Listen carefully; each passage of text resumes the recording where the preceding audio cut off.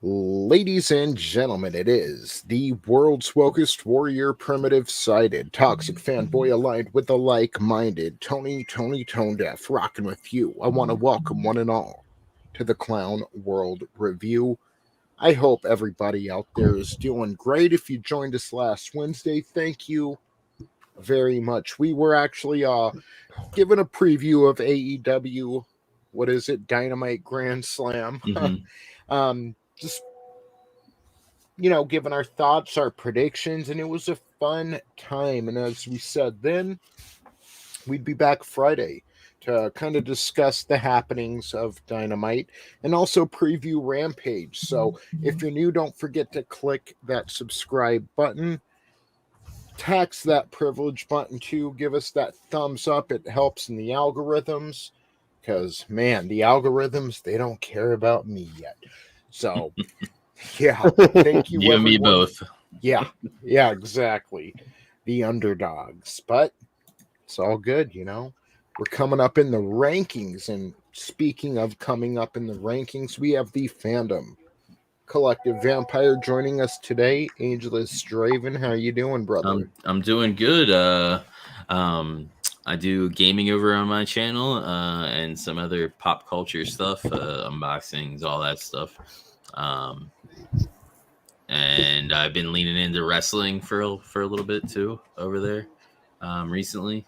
With everything going on with AEW,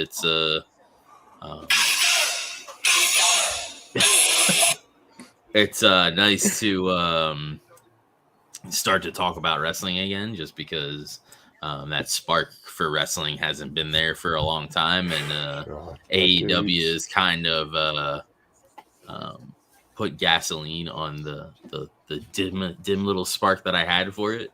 And it has ignited it, and now I guess the passion is back for it. So yeah. Well said. There's definitely a interest starting to peak again. I mean, it's been a long time since we had good wrestling. It has entertaining wrestling. So funny coming from a only company in town for a few decades now. Has been talking about sports entertainment, and they're neither of those. So, all right. Well, thank you for joining us. And you can also catch Draven every Tuesday when we review the Monday Night War. We take a step back, look at it through a modern day lens, and just relive some memories. So, this Tuesday I won't be there because I work, but I'm gonna make sure I watch. I'm behind because I missed a couple of the episodes last time. I'll watch those, and it'll give me time to catch up. So I can't believe it's already Friday. I got to jump on mine. Start watching. I didn't even watch any of the Raws last week. Yeah, it's hard, man. So fucking hard, especially because, well, anything you missed on Raw this last time, you can just watch the next week's episode, and they'll show you anything. Show you a recap of it all. Yeah, exactly. Also, joining us today, he was here with us Wednesday. Big wrestling enthusiast, a lot of knowledge, and my friend Jesse the Body. How are you doing, brother? What's going on, man? How you doing today? Good. It's Friday. Yeah, man. So I got to ask you, were you able to avoid all the spoilers for Rampage? Yeah, I haven't looked at any spoilers or anything. The minute that they started talking about on the wrestling news the other day on What Culture, spoiler, I turned it off. I'm like, nope, I want to watch Rampage on Friday night and be excited and act like, I'm watching it for the first time with everybody else. So I can officially say, because I never watched SmackDown much because of the spoilers. I would just read it, and then it's never, even if you know the spoilers, if you actually watch the show, it ends up being better. Rampage is taped, then? Yeah. It was taped on Wednesday night with the rest of Grand Slam. Okay. Yeah. That had to be a long-ass show, man. Oh, my God. Yeah, I think 4+ hours. Yeah. So, apparently, without spoiling anything, Simon said that there's going to be 2 surprises tonight. So, we'll be able to see that live, and that should be fun. Hopefully, it's cool. I don't know. Yeah. Well, but sounds interesting. And that would make sense why Ruby and Britt Baker was the main event. Yeah, I think that was actually really smart by Tony Khan. It validates, bringing Ruby Soho over, and I know a lot of people might not be familiar with her, especially if you didn't watch WWE, but she's really talented, man. And they just let her they basically let her sit in catering for 3 years, Yeah. And even if you don't like her, that match with Britt the other night was really good. I thought it was a great match. It was all right. It was no Statlander Britt Baker match. No, I love Chris Statlander. Chris Statlander's amazing. But they're just they're just stalling time until they do Thunder Rosa versus Britt next year. And I know Tony's excited to see that Thunder Rosa get that title. Yeah. Yeah, I am. Or the bunny, bro. Let's just hot shot it right to the bunny. Tony would be happy about that. Man, I think now I want to see Thunder Rosa with the title and maybe the bunny chasing her for it or something. That would be interesting. That would be cool, yeah. Because Thunder Rosa is a good baby face, If she really comes into her own, Bunny's going to be a great heel one day. I'm not worried about her on like the microisms or anything, and she's gotten so much better in the ring. The last couple of matches she's had have been really good. Yep. Yeah, so it's going to be a interesting show tonight. And as I was saying before, I've never looked at any Dynamite spoilers yet ever, so it's something I don't want to fall into because again, I used to really watch the spoilers for SmackDown, and then that would make me not really want to watch the show. And again, it always is actually. I can't say always. If it's a real bad show, it's a real bad show. But usually you'll see something on paper and be like, oh, I can miss that. But if you actually had watched it and it would be without good. The spoilers, it would have been pretty, it would have been a lot funner of a show. So that's a habit I don't want to get into. Right. Fucking AEW spoilers. And well, especially right now because they can't afford it anyway. Like they need people watching their shows and right. Yeah. Supporting the product. So well, I'm excited about tonight, dude. We actually have more matches tonight than we did on Wednesday, if you look at the card.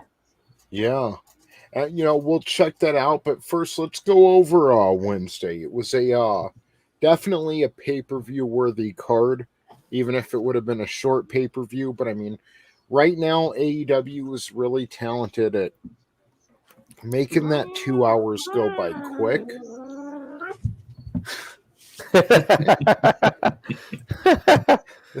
They're talented at making that 2 hours go by quick, but at the same time, I mean, it feels longer than 2 hours because there's so much good content packed into that small block.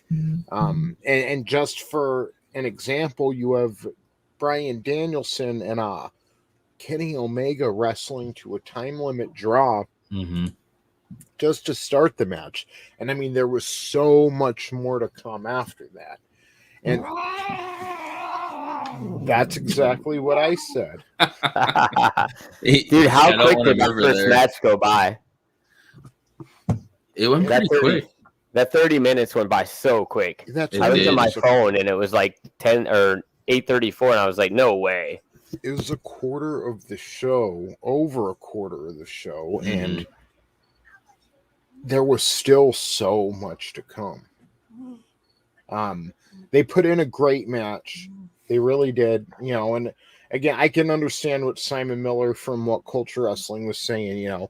They probably didn't go for broke on that match. And I get why. Again, it is on TV. They're here to make money. If they're ever going to be successful, they need to make money. So that was a nice preview of what I'm sure will be one of many matches between the two. And I think Kenny Omega, not discounting his talent, but it was hard for me to connect with him until he turned heel. And I think he does an awesome job as a heel. Damn, he beat the shit out of Brian. Like, he really was on offense most of the time. It made you think Brian might win because of that, but yeah. Dude, Brian's chest was like a cherry. Yeah, it was. Yeah. It was all broke open. Yeah. What was I going to say? I was going to say something I can't remember. shit. How did you feel about it going to a draw? Did that take away? I was all right with it because then because they set it up for them to have a long lasting feud instead of just like a once and done kind of thing. Yeah. Like they did with Darby and CM Punk. That was like a once and done. Like it just died like after that. Like it just felt like incomplete. Like they could have built on that. And I don't know if that's a normal thing with AEW because I haven't watched it all that much until All Out. So it sort of seems like that's how it is over there. Like because Omega and Christian, like they had their match and they lost, and then they haven't really had anything after that. I guess I know they're fighting in New Day or not New Day, fucking Young Bucks. Elite. And Adam Cole. Yeah, Adam Cole. That's it. Adam Cole. Super elite. Yeah, have a match against Christian and Jungle Boy and Luchasaurus tonight.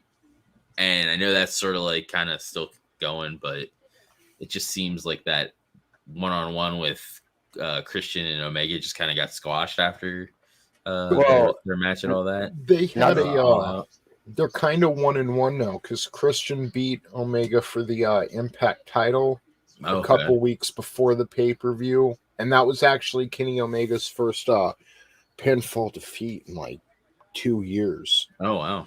Yeah. So that's then crazy. They had their match at All Out. And how I figure it's going to go down is, Adam Cole came out, kind of turned on Christian and Jungle Boy, and so they're probably going to work towards Christian and Adam Cole. I don't know if it'll go all the way up to Full Gear, but if it does, that kind of makes sense, Yeah. I'm just, I don't know if Brian and I love the New Day. I actually do like the New Day. You mean the Super Elite? No. I mean in WWE, I like New Day. I'm talking about what Tommy said in the chat. Hail Tommy. I don't know if Bryan Danielson and Kenny Omega are going to go all the way to Full Gear, but if they do, I mean that would make sense. But right now their feud is kind of reminding me of Christian and Omega. Like they have the initial match, and then so we'll see. But that was an excellent TV match and probably one of the better matches I've seen on TV in a long, long time. They're able to do certain things in the ring. But I got some Monster Mash because it's the holidays. Hell yeah. Is that all of them mixed up? Yeah, it's all of them mixed together. Jesus. So it's just supernatural gay pride, or I don't know. It's like the Monster Mash, like the song. That's awesome. I don't want like Booberry and Frankenberry. Okay, Booberry and Frankenberry are my favorite. Like I don't want them mixed with chocolate. Boo. Count Chocula is the best. It's just too rich. I don't want them all mixed together like that, like chocolate and then the berries. That's Cheeseburger? I don't get the reference. Hey, well, let's Google cheeseburger from Ring of Honor. What it needs is Jay Lethal. That's what AEW needs. Is that world famous CB cheeseburger? But yeah, I'll need to see what he can do in the ring. What, Jay Lethal? Cheeseburger. Oh. Yeah, so great match. What happened after that? They got done with their match, and Elite run down to the ring, start jumping Brian. Then because Brian didn't release the hold when the bell rang. He's still like, I need the win, like finish this.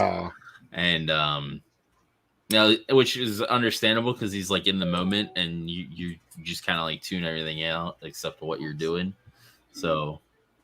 We gotta kind of brag, Tony, because when we previewed it, we one of us called that it might go to a draw. You did. You had mentioned it. Yeah. Well, I have to be fair. Simon kind of predicted the same thing, and I got thinking about it, and it makes the most sense. You can't have Bryan Danielson come in and go 0-1, and you don't want your champion to lose either. So I'll tell you who gets bragging rights. The guy who predicted last June that Nintendo's going to get someone like Chris Pratt to play Mario. They get who predicted that? I shared it on Twitter earlier. They're like, "Oh shit!" The guy who voices Mario. They're like, they're not going to have him play him. They're going to end up having someone like Chris Pratt do it. Mm-hmm. It's like good shit. Like June last year. It makes sense. So weird. Yeah, good shit. I love Chris Pratt. The rest of the cast is kind of. Yeah, I know. So, I made the joke, like, Keegan-Michael Key went in there to audition as Donkey. Okay, I'm waiting for the director's commentary where they say, yeah, Keegan-Michael Key came in to audition as Donkey Kong, but we thought he'd be perfect for Toad. It's like, what? No, y'all just afraid of getting canceled. Toad's going to be an asshole. Yeah. I'm hoping Seth Rogen as Donkey Kong is relegated to a few grunts, because I really didn't even know Donkey Kong spoke. He does. He had his own show there for a while. Oh, yeah. Yeah. Fucking asshole. Donkey Kong, if he's getting played by Seth Rogen, he's a fucking asshole. They gotta have him do the Donkey Kong rap. I want to hear him do the Donkey Kong rap. So next, we had CM Punk come out and kind of hype his feud with FTW. God, get those guys away from Taz before he teaches them how to get beat up in the back. Yeah, but Punk comes out and like he actually probably addresses some criticism he's been getting online which Phil, don't read the comments, bro. Just keep moving. But he addressed, maybe I am a little too smiley and happy, but this is the love fest. Mm-hmm. Talk some shit. What's the guy's name that snuck attack him? Hobbs. I have no idea. Hobbs. Yeah, he hyped up his match with Hobbs, which I'm looking forward to. I think we they shouldn't hold off on CM Punk matches right now because he needs to get back into his groove. Mm-hmm. That was okay with Darby Allin, but let's not pretend it was a good match. If Punk was in his groove right now and went out there and had a match like that, they'd shit on him for it. Mm-hmm. I think it's kind of like a slap in the face to CM Punk, honestly, having him go against this other guy. Like Darby Allin is up here, and that other dude is like just seems like he's just like, run of the mill, Powerhouse Hobbs.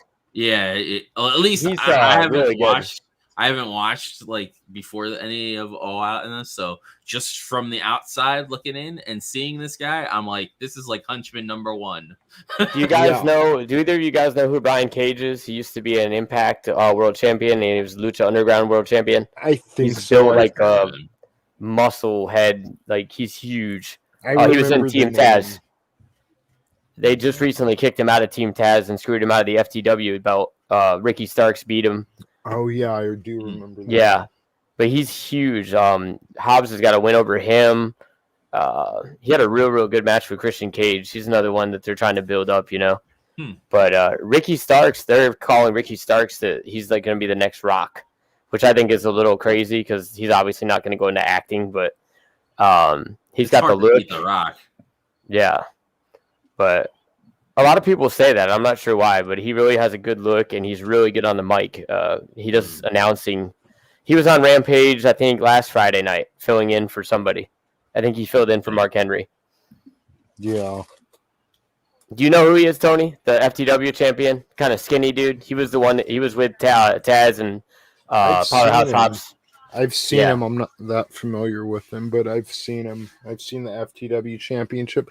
I'm just kind of like, man, it's hard to take Taz seriously. Like, like I feel like all the shots that WWE took at Daniel Bryan over the years, Taz deserves those. And when I think of Taz, I think of just boring ass SmackDown Thursday and Friday nights.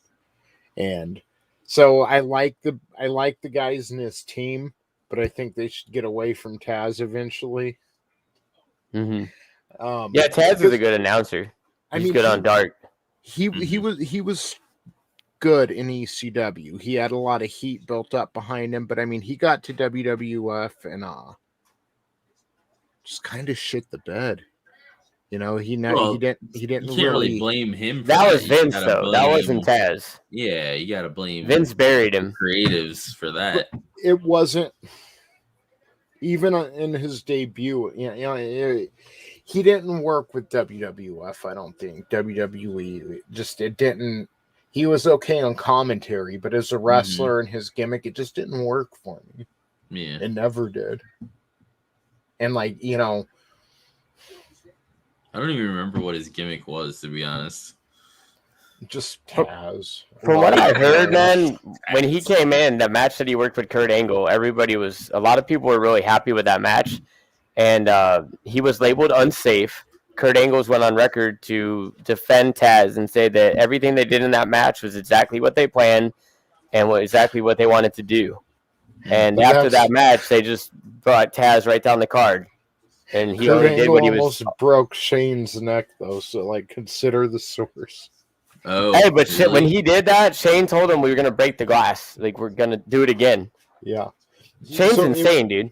It was supposed to be sugar glass or something, and for some reason it wasn't. And Kurt Angle suplexed Shane McMahon, and he was supposed to go through the glass, but he didn't.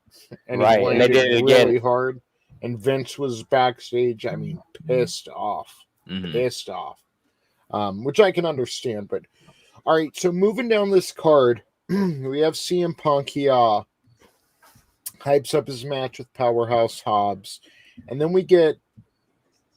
Okay, so I think that this match, the winner was kind of written on the wall, but we get MJF versus Brian Pillman Jr., which was a good match, and I'm hoping Brian Pillman really starts to make an impact, but he's got to do something with that hair. The back of his hair is fine, but the front of his hair is all bad 1980s do. That's the point, though. They're the varsity blondes. Right. That's the gimmick. Yeah. Him and Griff Garrison. Yeah. Still Griff Garrison has hair like that, too. Well, not the mullet, but... For me. I think he's just trying to look like his dad. Isn't that the exact hair his dad had? His dad had actual, his hair was grown out in the front, too. Oh, okay. It was like shaggy. I got you. A little bit, I guess. It kind of looked like Diamond Dallas Page's hair. Okay. Yeah.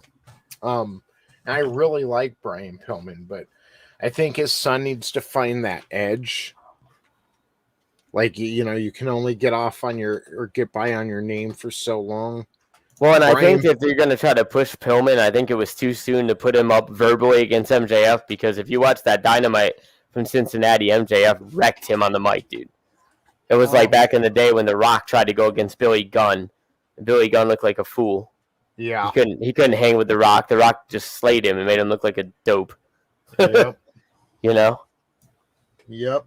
And no offense to Pillman, man. He tried his best. I think, he's a good athlete. Mm-hmm. But he's no MJF on the mic. Yeah, he's got to get better, because I don't want to compare him to his dad or anything, I'm sure he doesn't want to go through his whole wrestling career compared to his dad, but he's got to get an edge to him. He's got to find something that works, because he's just kind of Pillman vanilla. looks like, and his hair looked like. Well, what I don't understand is that Pillman's in a tag team, and MJF's got Wardlow out there. Where the hell is Pillman's tag partner? They couldn't get him to show up, or he was busy? Right. He's busy shooting Sammy's vlog. Julia Hart. Yeah, they had Julia Hart there. Yeah. Didn't they use her as a shield at one point? I think so, yeah. But here's Pillman's hair, and then you got Austin. Okay, with hair. Right before his hair went out there. They were the Hollywood Blondes? Yeah. So that's why the Varsity Blondes is a thing. Dude, and he kind of looks like Shawn Michaels in that picture too. Just his face. Pillman, yeah. Yeah, a little bit. Fuck, man. I just like, not the WWF wasn't starting to get great in like 1998, or at least entertaining. I don't know about great, but God, they could have used Brian Pillman then. It sucks he died like right before. Well, imagine him versus Stone Cold. Moon. I know. Everybody said that would have been a perfect feud, that Stone Cold could have been the good guy and Pillman would have been the nut job heel. Right out of WrestleMania 14. Right. That would have been perfect. What is Pillman's backstory? I know they had a dark side of the ring, but was he into drugs and did he have personal problems? Yeah. Yeah. Okay. And then I can't remember. I haven't seen his dark side of the ring yet. I need to watch it, but yeah. Yeah, me too. Yeah, like, honestly, when I think of like Pillman's son, like if I were to never see Brian Pillman Jr. and 20 years ago I was thinking about Pillman's son, I would think about someone like Dean Ambrose. Right. Or John Moxley. Excuse me, I'm going to get eviscerated by all two I get you. All the stands, man, they're going to get you, Tan. I was there when Shield literally reformed live. And then, like the next night, he just disappeared. It's like, why the fuck even bring the Shield back and then have him? He just leaves. Right. Well, he lied to Vince too. That was the funny part. When Vince kept trying to get him to resign, kept offering him contracts. Moxley claimed that he never even opened any of the offers. He didn't even care about the number. He just wanted to leave. So he told Vince. He told Vince he was going to go off and film some stuff and do movies. So they had this whole thing planned. They had it on his YouTube. The minute he was a free agent, they were going to release the clip on YouTube. And then that next night, I think he was a free agent on a Saturday, and he showed up at, I think it was Double or Nothing, where he attacked Kenny Omega right after the main event against Jericho. And supposedly Vince McMahon is just still to this day pissed as fuck about that because he lied to him. So you know how Vince is. Grumpy old man.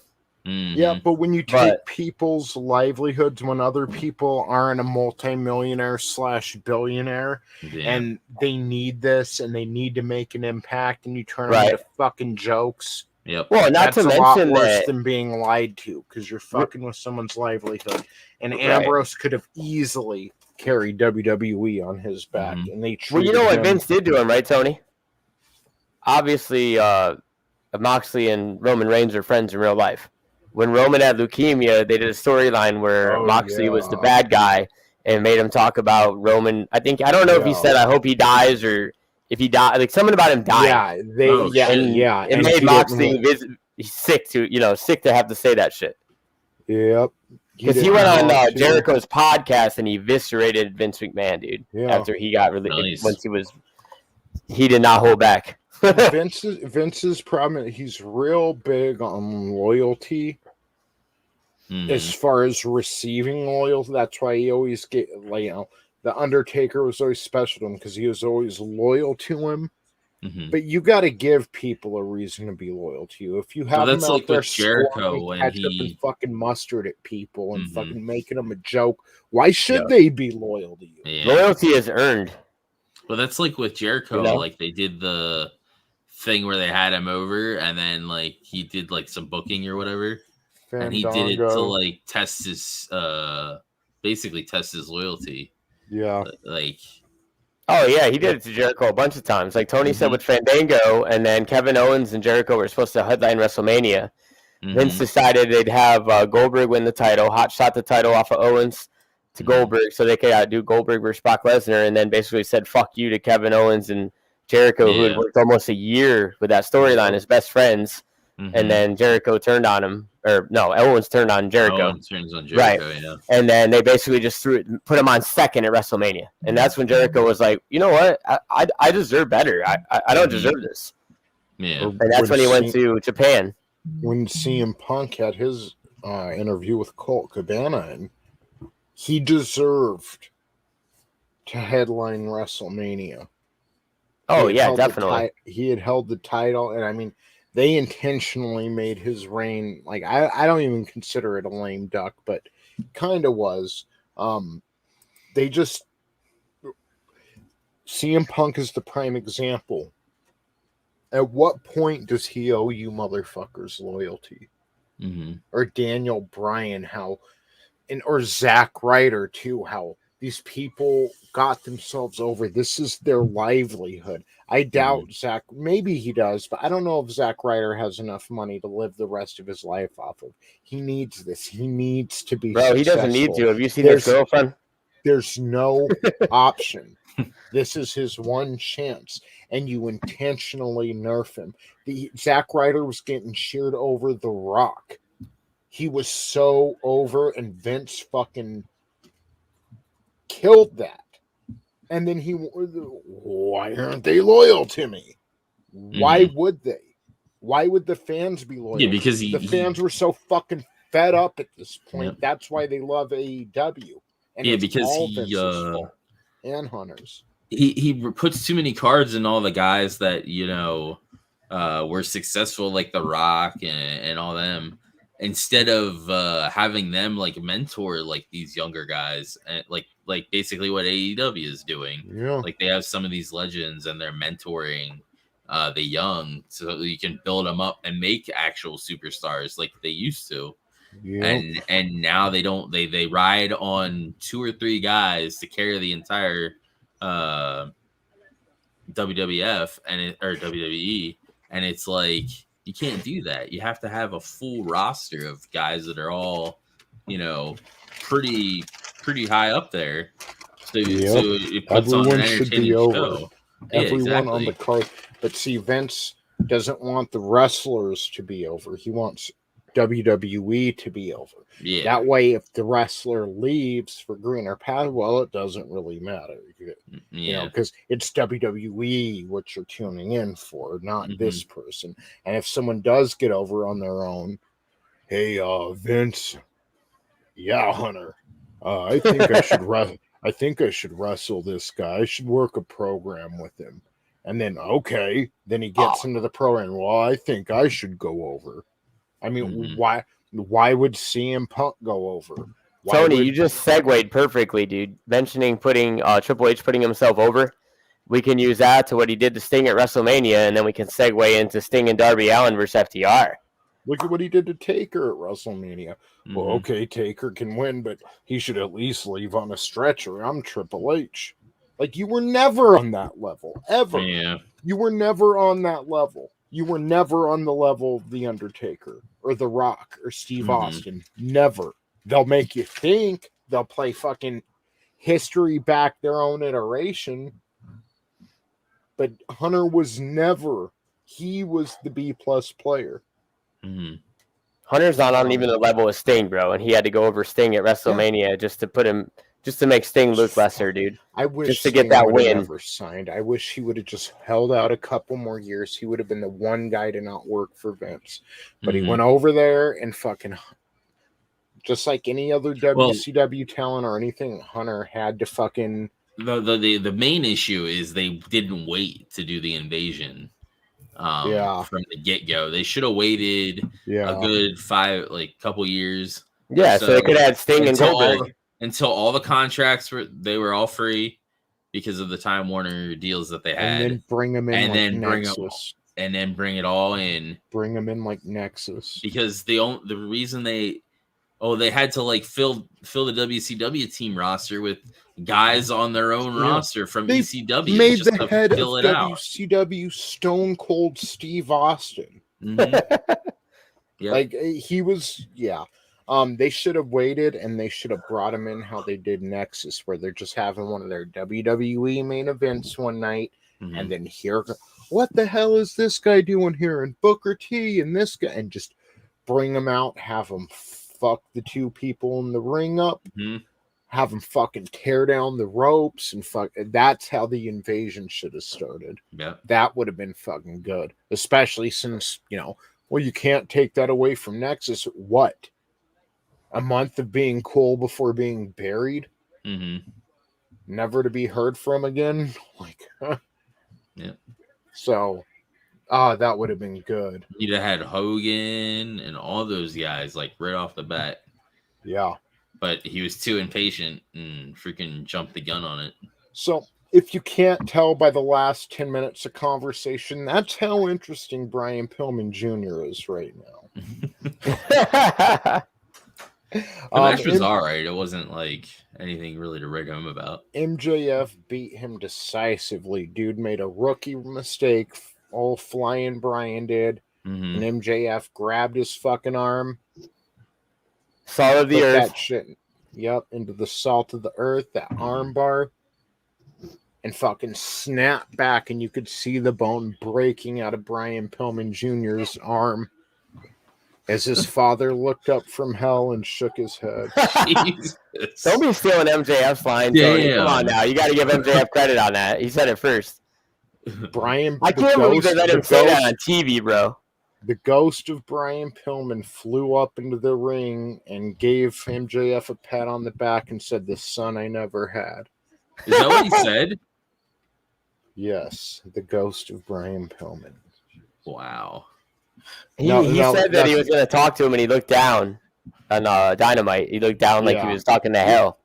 He basically pulled Jeez. he pulled a Randy Orton, Eddie Guerrero, but I think he did it a little better. Yeah, MJF is such a massive dick. So crazy. They say he acts like that in real life. Like that's not a character. That's just how he is. Like What was maybe he not in maybe not to WWE? the extent. No, I think he was. He walked next to Goldberg. I think It was Samoa Joe. it's Samoa Joe. Yeah, like one of the handlers, right? But I don't think he actually ever wrestled. Can you imagine So he was all like the people? staff. Luchasaurus was in FCW, and they just let him go. He got injured, and they said, "Go home. We don't need you." Oh, wow. see, I feel like the Glenn Jacobs wouldn't get a chance. And Mick Foley said this: if I were to enter the WWE today, a guy like me wouldn't make it. And same thing with like the Glenn Jacobs, who they weren't sure what to do with, and then Kane ended up becoming such an iconic character. Mhm. That was one of the best storylines they ever did, was when the Undertaker has a brother. Yep. I wasn't even as into wrestling back then, and a lot of people were talking, "Hey, did you hear the Undertaker has a brother?" And then he fucking debuted and looked like a straight demon.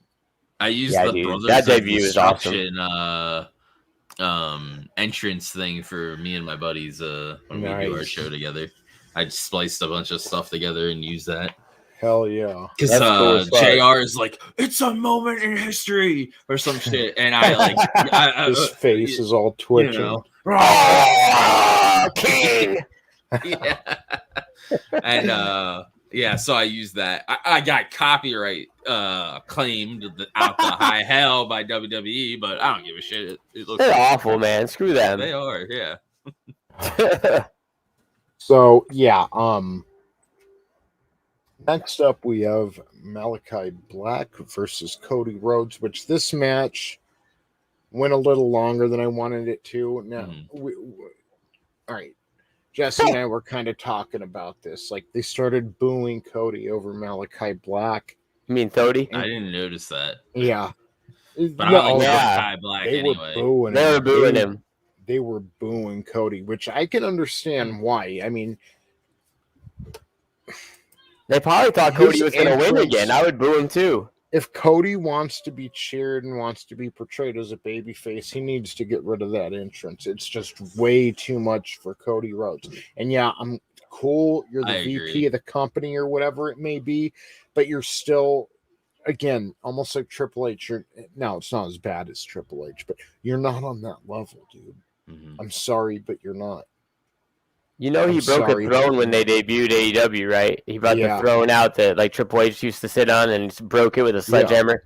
And where he's good is, see, Triple H wants a bunch of betas in the business. He wants a bunch of wrestlers who aren't as good as he is, Mhm. aren't as appealing as he is, because that, I'm telling you, Hunter will burn this entire. First off, hail Parrot Head, and I can't remember if I said it. Hail Superfan Adam Shawhan. Yeah, Thank hell. you guys for joining us. Triple H will burn the entire industry down to brighten his own star, and I've Mhm. seen him do it before. Cody isn't going to do that, but it's just his entrance is a little douchey. It's a little douchey, and It is. all those fireworks, and he comes up from the ground, and just like it's a little too much for Cody Rhodes. So what was your guys' favorite part? I can see why they were booing him, but I really think Malachi Black, he should have won more decisively. Malachi Black, I like his whole like how he's like kind of high flying, but he's this big dude. And he's fast. He's so fast. And that's what I liked him in freaking when he was in WWF as Aleister Black with Ricochet, but then they freaking buried him. Yeah, dude, they were such a cool tag team, weren't they, Draven? Yep. That was awesome. I love watching them. Great. They were so cool.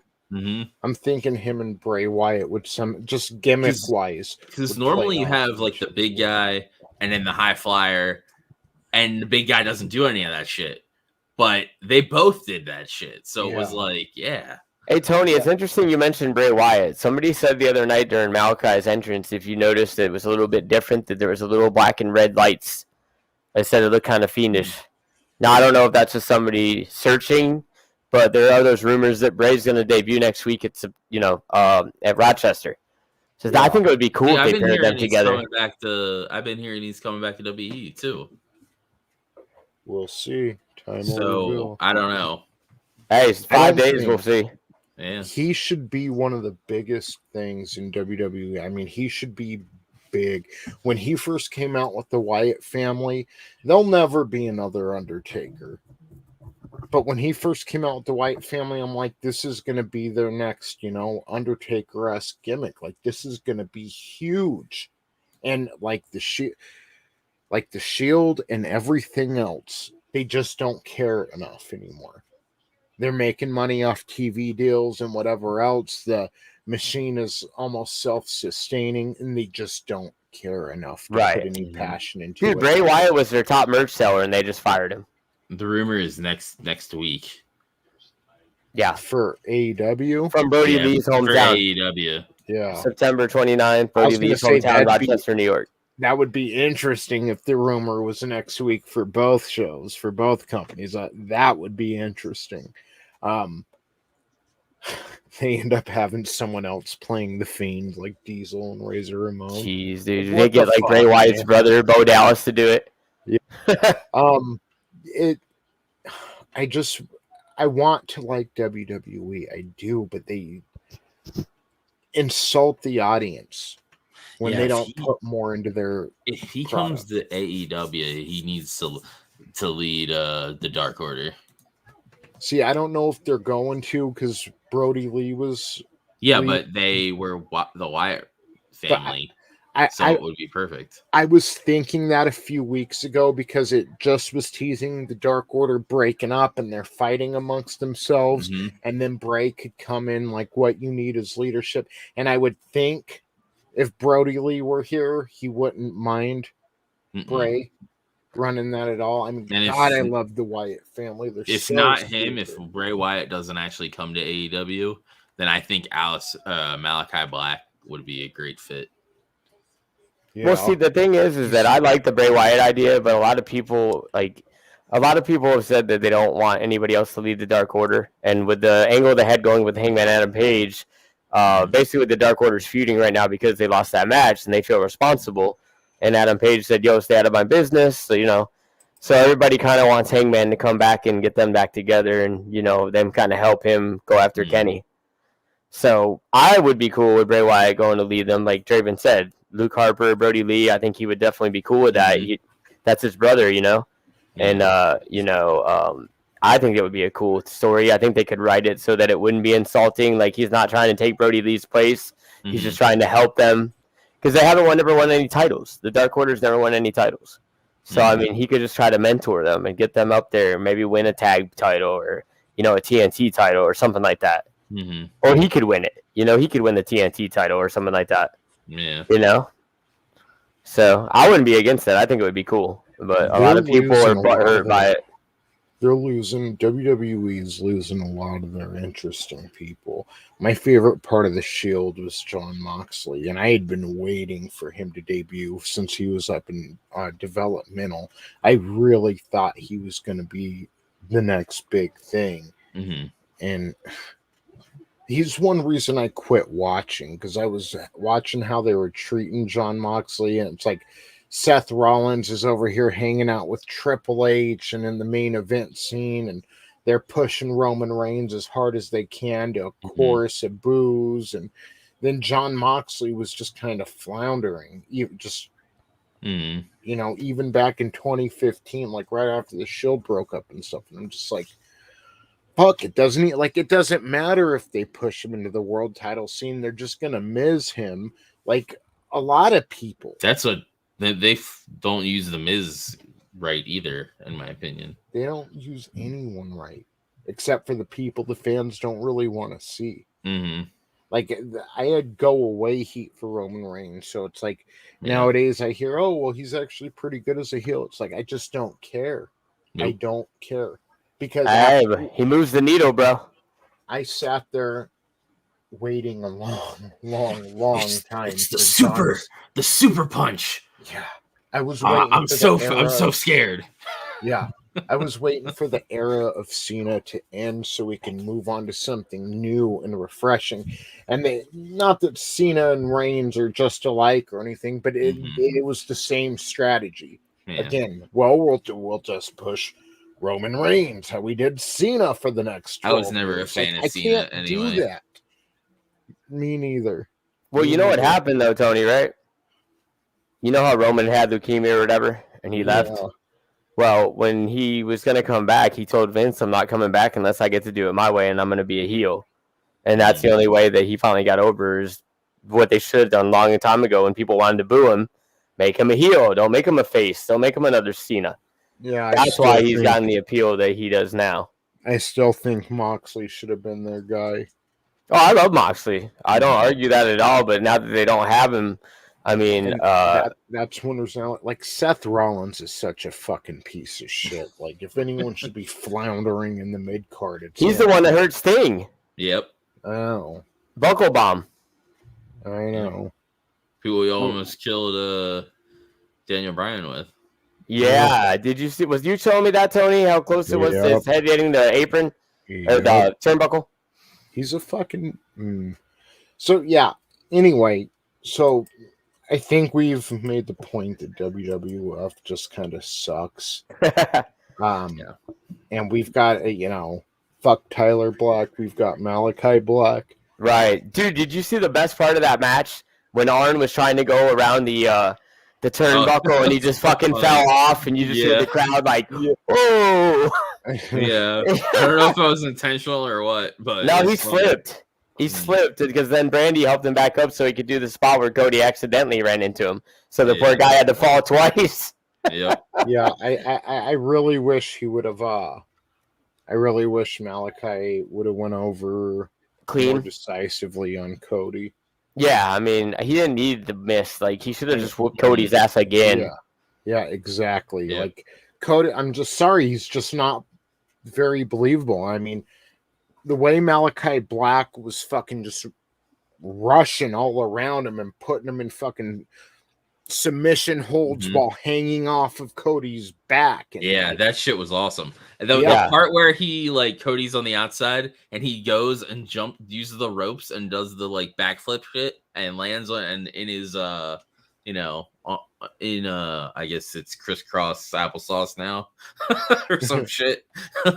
Lands like that, and he's just like, yeah, come on, come get some. I think it boils down to, and just being real, Malachi Black is fucking cool. He's cool. Cody isn't cool. Yeah. So no one wants to see Cody making a comeback against Malachi Black. That's not what we want to see. At least me. I want to see him get the shit kicked out of him again. Hey, Tony. And not even because it's Cody. I like Malachi that much and think he has that much potential. He's great. Tony. So, he does. Yeah. Can we give AJ a shout out in the chat? Wish him a happy birthday. Yeah. I'll give him a shout out here. Happy birthday, bro.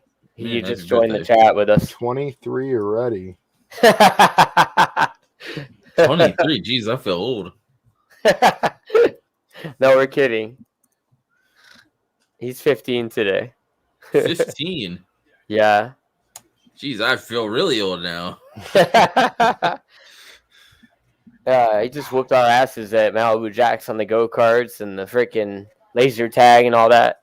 God. He's running circles around us, dude. Parrot Head, do you want to see Cody Rhodes make a comeback against Malachi, or do you want to see him get his face punched in? What do you think, bro? Please move Malachi Black away from that whole situation. Just give him a new feud. Move him away from Cody. Move him away from Dustin. Move him away from Lee Johnson. Arn's son.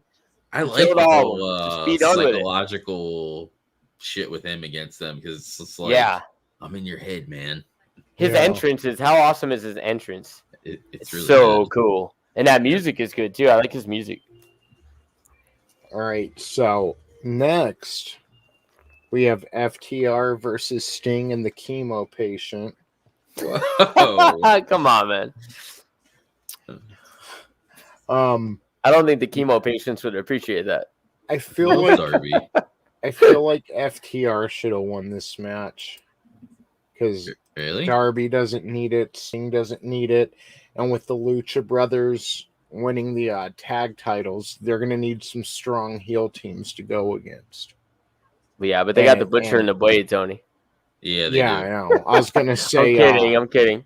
I was going to say the Hardy Boys Diet are fucking busy doing their own thing. The young Jeff needs to just stop being up Vince's ass and come back and come to AEW. I know. Yeah, dude. Jeff made such a bad decision by re-signing with them a couple years back. I don't know what he was thinking.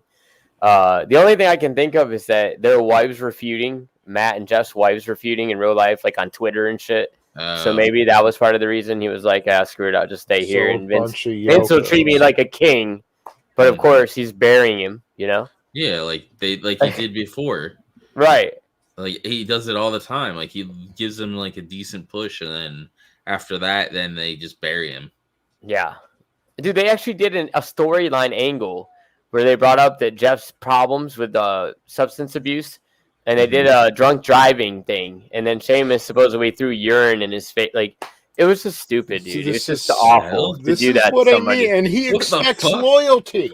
Yeah. Vince expects loyalty. I can't even believe that Jeff would have agreed to that shit, man. I would have been like, no, man, you don't need to bring that up on TV. I don't need to go through that again. I'm going through it in real life. He'll do anything. He'll be like, yeah, man, that's cool. Let's do it.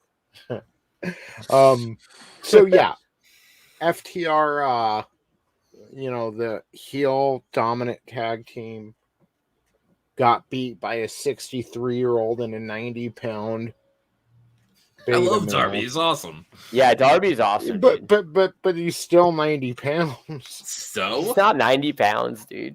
Darby had an amazing match with John Moxley when we went to Indianapolis a couple of years ago, and CM Punk is not. Rhodes was good too. Yeah, CM Punk is not lying. That move where Darby does, where he runs and he jumps out of the ring and does the dive. When he hit John Moxley, we were up in the second deck. You heard that, dude. It was like, bam! Like when they hit the rail, I was like, God bless. Did he get shot out of a cannon? He's so small. They let him his opponents let him hit them for real.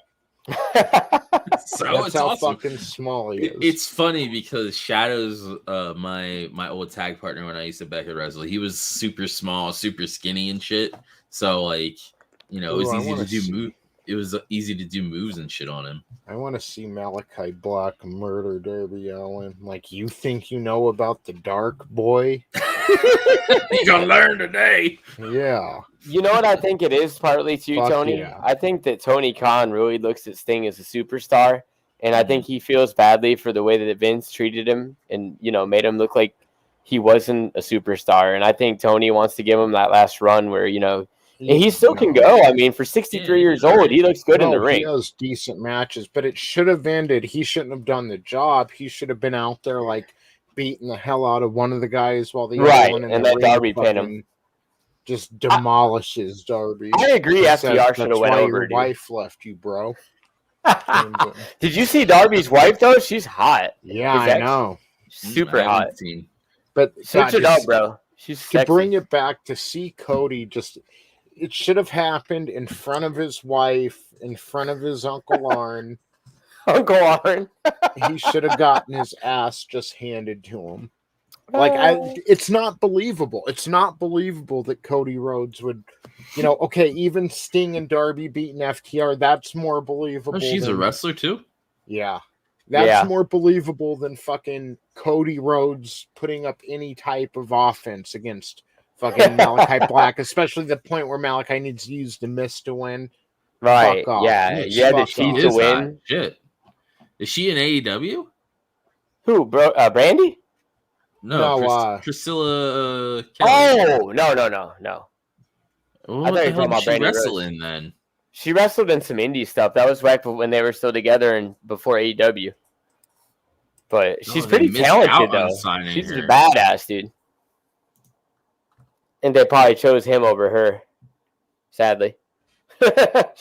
Is that a drugstore beetle? That's okay. I had to Google that. I thought you were talking about Jeff Hardy again. I almost pulled a Mike Adamle, Jeff Hardy. Jesus. Hey, did Jim Ross call anybody the wrong name the other night? I didn't notice. I just kind of tuned him out. I heard him say something. What did he say? Oh, he said Malachi Black. Wait, Malachi. Yeah, Malachi. Like he called him Malachi, but he thought he called him the wrong name at first. She kind of reminds me of Paige. Who Darby's ex? I think he's hotter than Paige. I wasn't a big fan of Paige. She is, but I mean, like, but I was just coming off AJ Lee though, so. AJ Lee's beautiful. I love AJ Lee. Paige looks like she picks at her face. Hey, she can pick at her face all she wants. If she wants to come over here, that's fine. I don't care what she picks at. Well, she got hurt, didn't she? And that's why she. Yeah. Who didn't her rest? Who hurt her?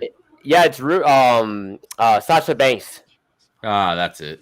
She hurt her neck. God, I heard she is just a fucking shit show in the ring. I heard she's not safe at all. No, and it's a shame too. But they're saying that Paige might try to do a comeback like Edge did.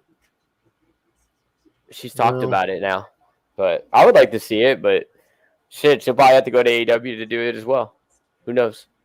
Edge used AEW as leverage to come back to WWE, right, guys? He talked to Tony Khan, and he used that basically to tell Vince, yo, if you're not going to let me clear me to come back, I'll go to AEW. I would really like to see Adam Copeland in another promote just to see what they would do with him. I mean, everybody else left, though. Think about it. Christian left. CM Punk left. Matt Hardy left. Pretty much all those guys left except for Edge. All the older guys had to fucking leave. Right. And that was 100%. Triple H hated him. Shit. And was sabotaging him. Apparently, WWE has Priscilla Kelly. What, in developmental? Maybe. I bet maybe NXT. Yeah, they have signed a whole bunch of. They pretty much just destroyed Triple H's NXT. You've heard about that, Tony, right? How they're just bringing in they're getting rid of people though. Oh, okay.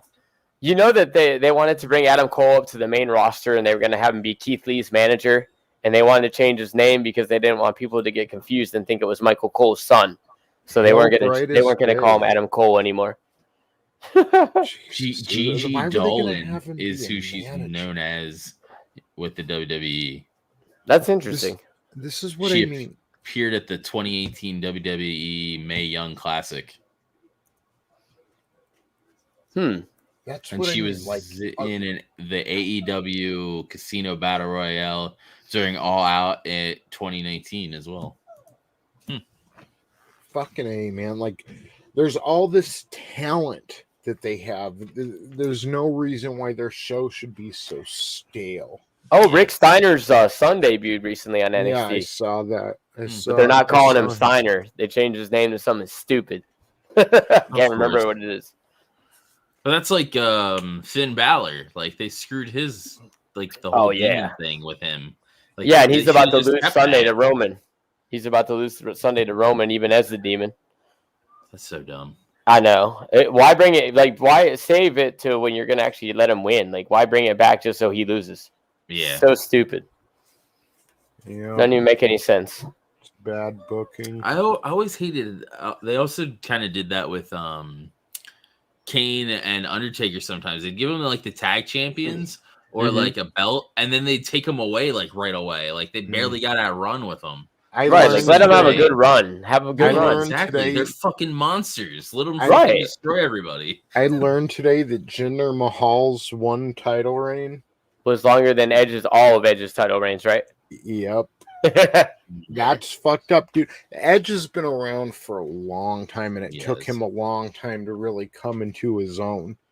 And honestly, it took banging his friend's girl to do so. It did. That made him a Vince McMahon guy.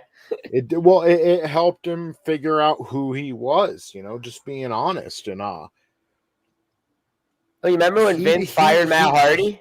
He deserved.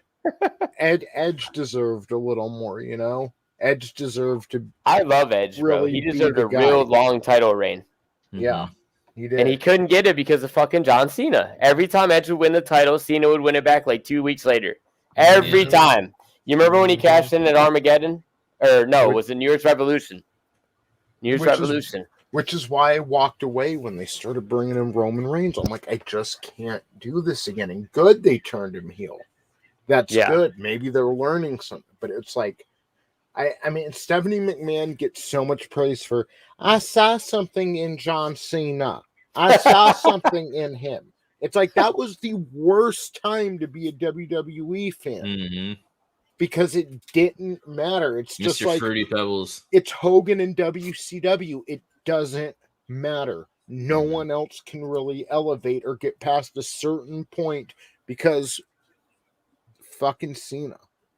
Right. And it wasn't him doing it. Yeah, sure, Cena had his politics. He pulled his shit. But Vince, it's not like Vince wasn't more than willing to, okay, we'll have Edge lose. Like, Cena was his guy. And it's like, it's because of the fucking belt. That's so dumb. They want to say it's because of the merchandise. It's like, because you're not letting anyone elevate to sell merchandise. And then when they finally did get it with Bray Wyatt, they just shit all over him. No, well, he doesn't look like a champion. Well, they didn't like the fact that he stood up for himself after he got booked to lose to Goldberg. After that, he became very defensive of his character. He became very hard according to them. Why would you take your future and have them lose to your competition's past? Not only that, but Bray Wyatt was supposed to go over, and Goldberg went to them and said, I don't think I should be losing because the kids look up to me. Oh, you've had it the other way around. Either way, I wouldn't be surprised. Yeah. Right. And it's like Stephanie McMahon gets a, well, I saw something in him. Like, you and your husband, Vince gets a lot of heat. Stephanie and Triple H don't get nearly enough heat as they deserve. If Vince was gone tomorrow, no, it wouldn't solve all the problems. Hunter is a shit fucking promoter himself. When he goes out there with Undertaker, we're the last of the Outlaws. All these guys, and points to the back that you're supposed to watch and believe in all year long, they're nothing compared to you and me. Like, that's not good to do to your roster that everyone's life. I also don't like how they split the rosters. Yeah. Where one show has this roster and it's so dumb. Like, just let them all wrestle each other. Like, it. Yeah. It made sense back when they had this vast roster of WCW and WWF and ECW, and their show was only 2 hours long and not 9 hours long. And wrestling with exceptions, like, okay, it's the 1000th Raw, we're doing a 3-hour show, fine. But just, a one-off. Dude, Nick Khan wants to make one of the shows 8 hours or 6 hours, something like that. He thinks that it would be great. Their VP, the one that's firing everybody. Oh really? Yeah, he wants to make one of the shows at first. No, dude, the guy's name is Nick Khan. Is that not crazy? Yeah. People are like, are they related or something? Is Nick Khan just firing people so Tony can hire them? He's a Saudi Arabian plant. Right. Wouldn't that be something? But they did the brand split when they had all these wrestlers from their competition that they just put out of business and this and that, and they had to show them off, but they only had 4 hours a week. You had SmackDown and Raw. I still don't think they should have. I think they could have done something. They don't need the brand. And then they've always played it up like there's this great rivalry between Raw and SmackDown when there never was. They just drag it up for Survivor Series every 4 years. Like, there's never been any heat between SmackDown and Raw. Like, there's never been any. Yeah. They should just bring it all back to one roster. There's no need for the brand split anymore. They're just like, this is like sports. Let's have a draft. Just to have a draft. Oh, yeah, they're about to do the draft in like 2 weeks. That's dumb. And then that's how they split. They do it. I think they do it just because they split tag teams like that. They do it to split tag teams. Just have one champion. Because like 2 world champions doesn't work for me either. Like, there's no man. No one's the man. Yeah. You're the That's what they did last year with the New Day, Draven.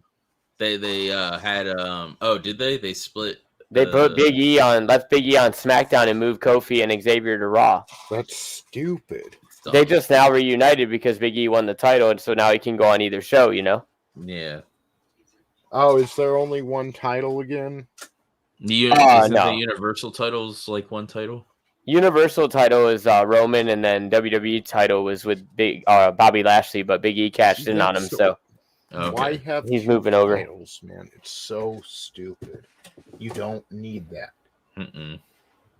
Just one champion, one roster. That's when stuff is interesting. Yeah, because isn't there a SmackDown Women's Champion and then a Raw Women's Champion? And then a Women's Tag Team Champion and a this and a that. It's too much. If you have all these... And again, it's not like it's this vast roster anymore. So with each title you introduce, it's the less valuable all the other ones are.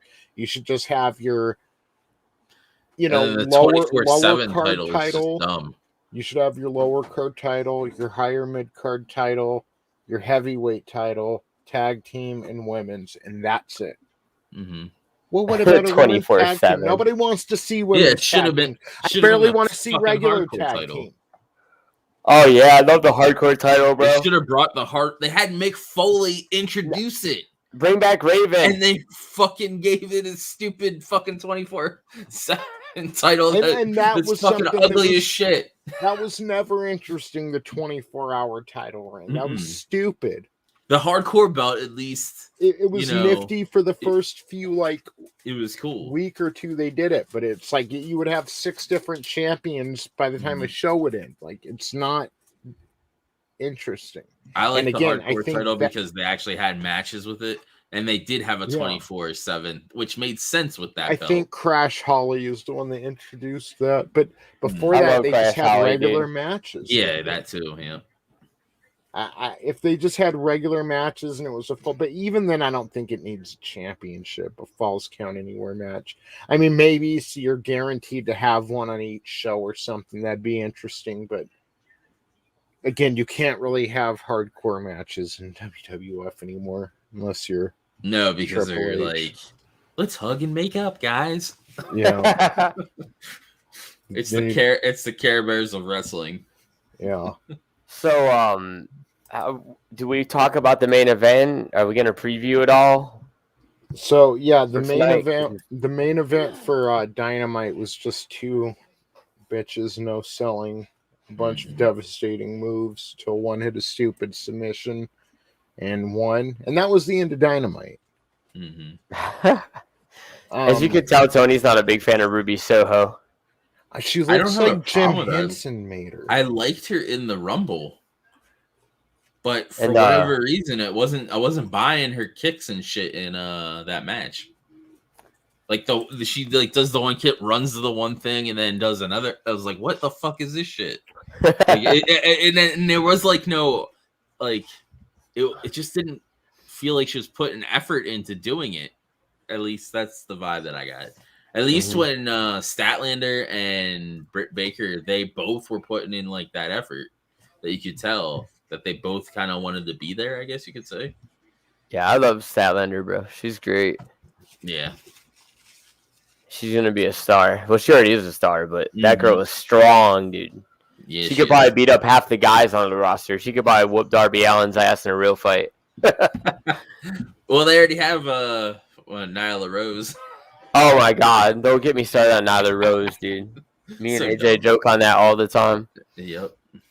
There are a lot of tag matches tonight. We've got 1, 2, 3.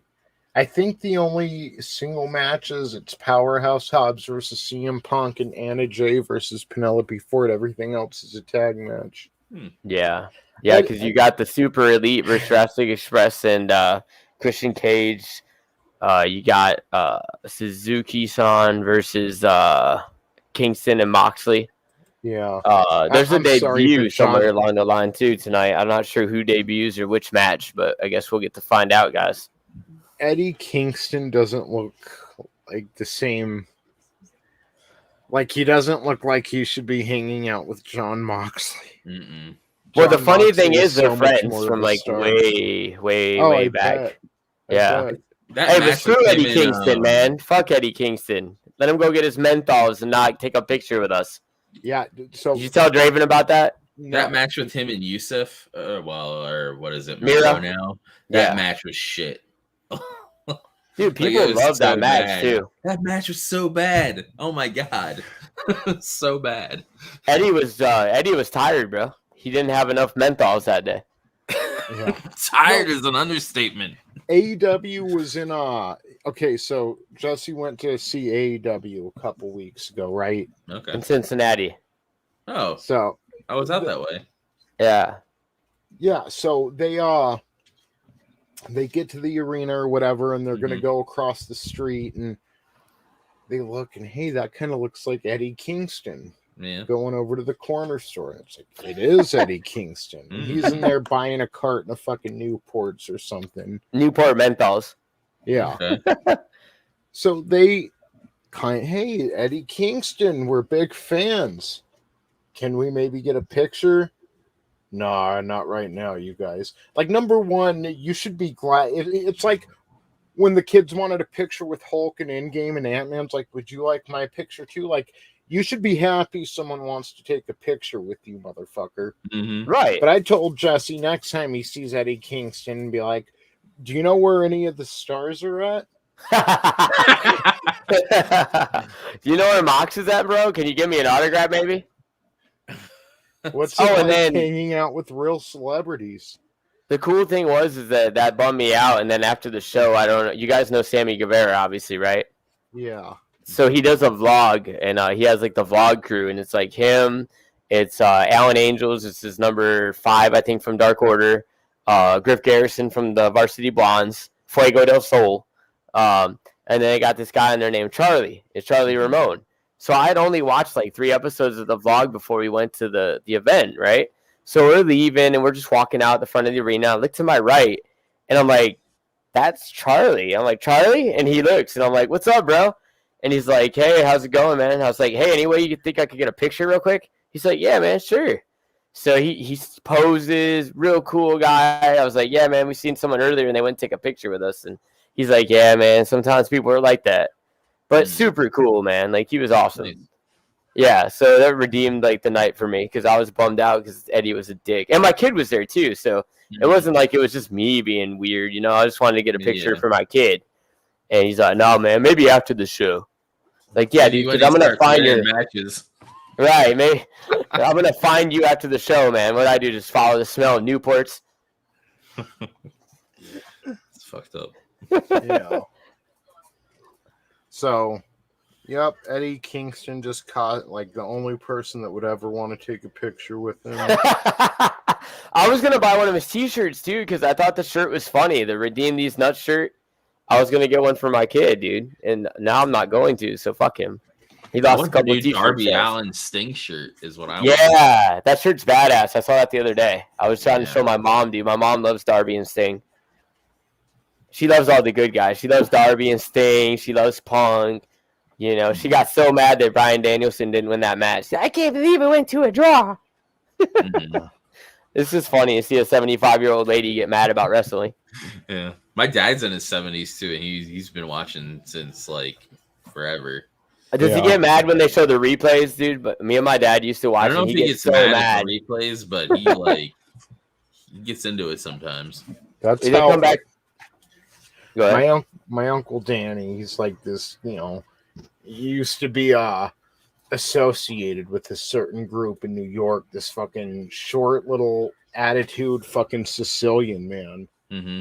Oh, you have a problem? I'll rip your fucking balls off and shove them down your pocket. Like total tough guy. Yeah. Every Monday, he was watching Raw. Every Saturday, he was watching Superstars. Fucking, he grew up in like the Bruno Sammartino days and would go to Madison Square Garden. So yeah, that's kind of how I got into it. Was my uncle was Colin. Mm-hmm. Old dude, but he That's watched cool. wrestling till the day he died. Nice. Well, dude, my dad would just get mad. We used to watch Raw, and you know how you go to commercial, like you were saying earlier, and come back and they show what just happened. And that was what would get him mad. He'd be like, it just happened before the commercial. Why they got to show this shit again? My dad, dude, they do it every week, Dad. You know they're going to do it. Just get used to it. my dad would get pissed at the amount of commercials. Oh, my God, yeah. They'd The commercials on Raw are a joke, dude. Like, Raw's like, what, an hour and 45 minutes, and the rest is commercials? Yep. Yeah. I was going to say those older episodes we're watching, too. It's bad. Like, they'll have a commercial, come back, one of the stars will come down to the ring and they'll be like, and Shawn Michaels faces Yokozuna next. And it goes back to commercial. Like, are you fucking serious? Yep. We just saw, like, Yokozuna come out to the ring. That's why I like the picture in a picture that AEW does. Yeah, that's pretty neat. It's really neat. Me and Kimmy were joking about that, though, because... Oh, sorry, Dragon. Go ahead. No, you're good. Apparently, other sports have been doing that, like NASCAR and shit. And I didn't. Yeah, NASCAR does picture-in-picture. They've been doing it for a couple of years. I think it's pretty neat. Makes sense that Tony would do that because he's like a sports. Right, AEW, they like to present it as like more sports themed. Like, you know, that's why they put the records and you got to be ranked to get a title shot and all that type of shit. Guys, which is pretty cool. Speaking of that, we're running out of time. We've got about 11 minutes till the show starts. Are you guys going to watch tonight? I'm going to watch it tomorrow. Tomorrow? Yeah. Yeah, it's late. Are you on the East Coast, Draven? Yeah, I'm on the East Coast, but I'm doing a stream after this. I feel you, bro. Yeah, I'm in the East Coast too.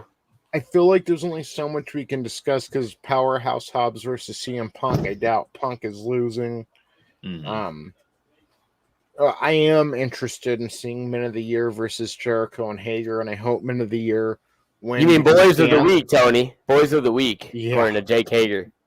Dan Lambert is probably the most talented person in the industry I've heard on that mic since Paul Heyman, and I mean that. Like, he is extremely talented, and they need to present him a little more. He lights that microphone up every time he's on it. Dan Lambert is fucking amazing. He's the Draven. I don't know if you know what I'm talking about. Remember when I sent you that promo that I taped off my TV onto my phone and was like, listen to this guy. He's awesome on the mic. Yeah. I'm not sure if I watched it or not. I might have. Dude, this guy can fucking light up a microphone. So they should have him like at least once a week on one of the shows talking. Like, is that the guy that's with Kenny Omega, the manager? No, that's Don Callis. Yeah. No. Okay. This is a guy. He comes out with all the MMA fighters. Oh yeah. I know you're talking about. He kind of yells and screams and runs down all the AEW fans and how crappy Darby Allin is and how crappy Orange Cassidy is, how crappy Punk is. Dude, Orange Cassidy fucks people up with that without even using his hands. I love Orange Cassidy, dude. I can't imagine trying to do that move with my damn hands in my pockets. I'd break my neck. Dude, that's awesome. When's he supposed to have that hair versus hair match with Matt Hardy? They haven't announced it yet, but they're teasing it on social media and whatnot. I was gonna say I thought that was For some reason, a few weeks ago, I thought that was supposed to be a Grand Slam, but I guess I'm tripping. It's stupid because Orange Cassidy isn't going to fucking lose it, or he wouldn't have a gimmick, Right, and Matt he has short Hardy's hair getting anyway. older. Yeah. So it wouldn't really make much of a difference if Orange lost, dude. What I mean, it'd be like one more. Matt's cut his hair before, hasn't he? He's had short hair before, hasn't he? I don't know. I don't remember Matt Hardy with short hair. Because I could picture him with a buzzed cut. I mean, I remember when he had that like weird fro thing. Oh, when he was yeah. The delete. Oh yeah, when he was in TNA. Yeah. Yeah, dude. Some of his promos in TNA were funny, man. Did you ever see the one where he was talking to the giraffe, calling him George Washington? No. Oh my god, dude. He was like, George Washington, you're my oldest friend, and I come to seek your advice. Haha. I do like when Jeff Hardy and Bray Wyatt crossed each other's paths in WWE. Oh, when they did the what was it? The final delete, like how they did the thing out in the Hardy Mansion complex between Matt and Bray before they became a tag team. I'm not sure, but he said about Sister Abigail and all that stuff, and when he did his weird gimmick. That's another thing I thought of, Draven. Now that you mentioned Matt Hardy, he keeps talking about that he's finally going to raise up and take everything that he deserves. What if they have Bray Wyatt come in and pick back up where they were in WWE? They had so many ideas together that they pitched to Vince, and Vince just threw them all aside when they were a tag team. They had so many ideas that they wanted to do.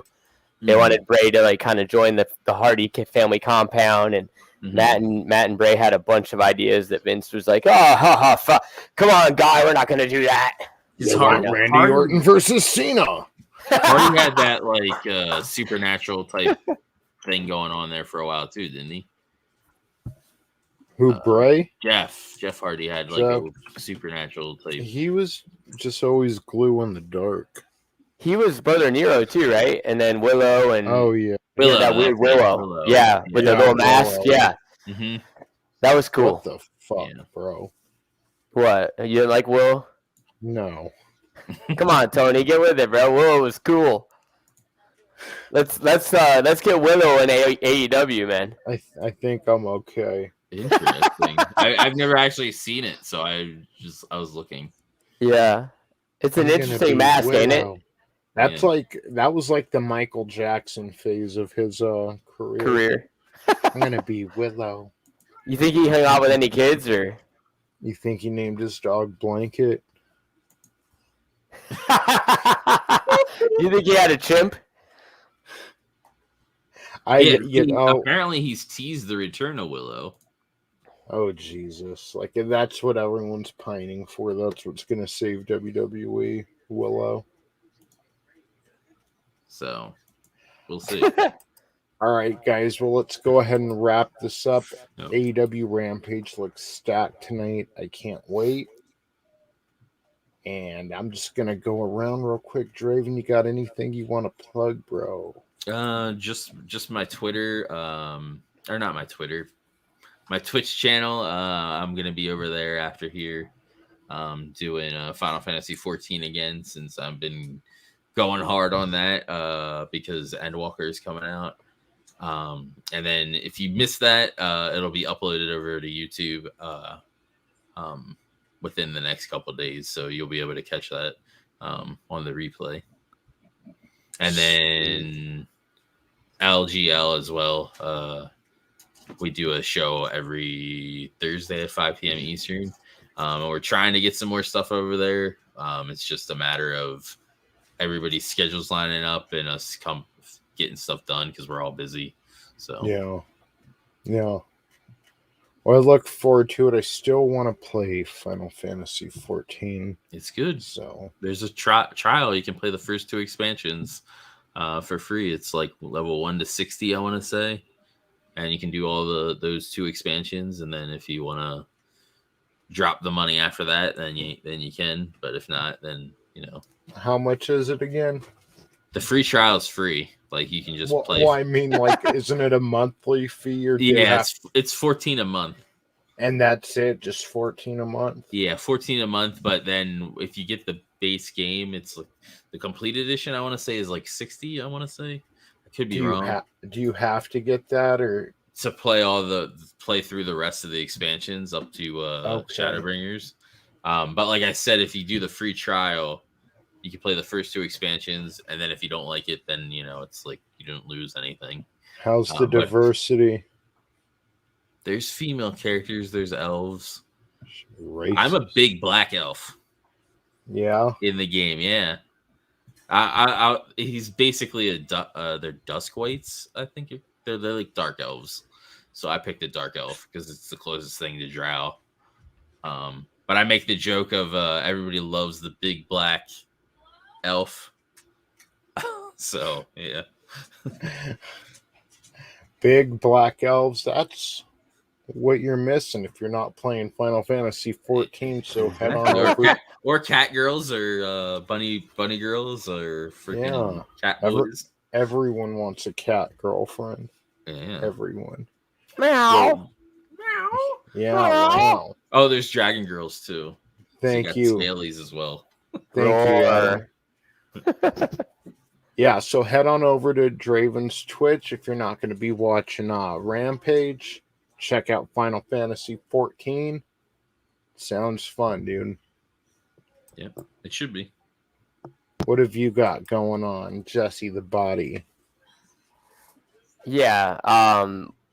What have I got going on? We're gonna be having that match coming up soon, so I'll keep you guys posted once that's coming your way, so y'all can check it out. Me and Outlaw Black Ops, so that should be fun. Where can you check that out? What's the channel name? Black Ops 244. We've already done 2 matches. We got 2 matches up. We did a couple last year, beginning of this year and then last year. He used to do backyard wrestling with his friends before the pandemic, and he couldn't really do it once that started. So we started just doing vignettes and stuff like that, me and him, and then we did a couple matches. So that's pretty cool. Awesome. Oh yeah. Here, I'm to drop a link here in the chat. I used to do the backyard wrestling thing. Yeah, dude. It's fun. We do it on a trampoline, so it's a little bit safer. We started on a trampoline, me and my buddy Shadows, and then we a group of friends of ours had their own like federation, and we joined them, and they didn't use that, so we had to transition to not doing it on a trampoline. That's cool. But, yeah. All right, everybody. And as far as me, catch me every Monday and Wednesday over at ETAP Wakulians. Place to be reviews for Monday night going in Raw, Wednesday night going Rogue. Also on this channel every Tuesday night. What do we have? The Monday Night War Retrospective. We're going back, checking out all the we're basically started with week 1 in Nitro, and we're going through just reviewing the Monday Night War, reliving some memories, talking about funny quirks the wrestling business might have done back in the day before they had the boring process down. And just, again, just reliving some good memories. I haven't watched through the Monday Night War since it originally happened, and there's a lot I don't remember, a lot I do remember and just look back fondly on. And it's always a great conversation and, a range of guests every week. Draven's over there when he can be. Vinny Art's over there. Vinny Tortamella, comic book artist. Awesome guy. He's on every time he can be. Etap Wakulian. And yeah, Kendo from the World Class Bullshitters joined us last Tuesday. Tommy it's always what's that? Tommy as well was joining us every now and then. So yeah, Tommy's joining us. Picky Mania. Yeah. Even superfan Adam Shawhan is going to be over there soon. We're going to have him on talking wrestling. So it's always a blast. It's always fucking fun. Everyone loves talking wrestling. And that's what it is. Remember, they are not pop culture. They are agenda. We are pop culture. And I'll see you all soon. Go check out